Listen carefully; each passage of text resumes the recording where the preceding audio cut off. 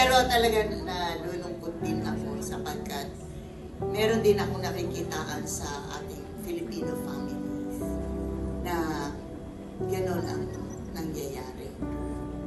Nagiging materialistic tayo, nagiging makamundo na ang kabataan, na parang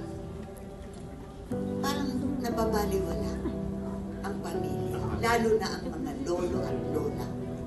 At dito makikita natin kung gaano sila kahalaga sa atin, kung gaano nakakaawa in gano'n. So, this movie, sana'y magbigay ng magandang aral, mapanood ng mga kabataan, how important ang pamilya, lalo na ang mga lolo at lola na nag-alaga, kung maliit ka pa, nung baby ka pa, hanggang lumaki, and then just like that, na parang wala na.